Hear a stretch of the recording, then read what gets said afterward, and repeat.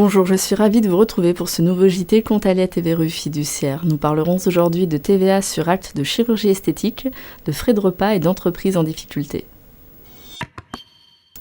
Les actes de médecine ou de chirurgie esthétique non pris en charge par la sécurité sociale sont soumis à la TVA, quel que soit le type d'établissement dans lequel cet acte est pratiqué.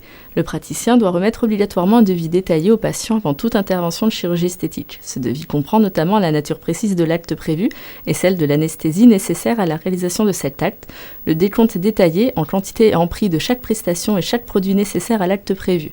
Lorsque l'opération de médecine ou de chirurgie esthétique ayant donné lieu à l'établissement et à la remise du devis n'est pas remboursée par l'assurance maladie, c'est l'ensemble des prestations nécessaires à la réalisation de cet acte figurant sur le devis qui doit être soumis à la TVA.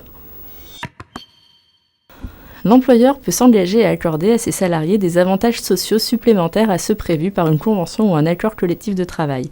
Mais il ne peut pas substituer à ces avantages conventionnels des avantages différents. Ainsi, l'employeur ne peut pas remplacer le versement de l'indemnité forfaitaire de repas fixée par la convention collective applicable à l'entreprise par l'attribution de tickets restaurants et d'une prime de panier. Pour la Cour de cassation, même si ces avantages sont destinés à financer totalement ou en partie le repas des salariés, ils ne peuvent pas être assimilés à l'indemnité conventionnelle de repas qui, elle, a un objet différent des titres restaurants, celui de compenser le surcoût du repas consécutif à un déplacement professionnel grâce au versement d'une somme forfaitaire.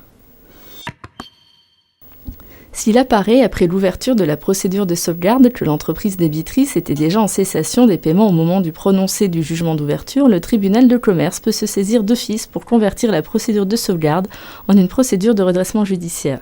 Le Conseil constitutionnel a jugé ces dispositions conformes à la Constitution. Ces dispositions permettent que la procédure de redressement judiciaire ne soit pas retardée pour éviter l'aggravation irrémédiable de la situation de l'entreprise. Par ailleurs, le juge prononce à la conversion de la procédure après avoir entendu ou dûment appelé le débiteur. Donc, le pouvoir conféré au tribunal de convertir d'office la procédure de sauvegarde en une procédure de redressement judiciaire est exercé dans le respect du principe du contradictoire.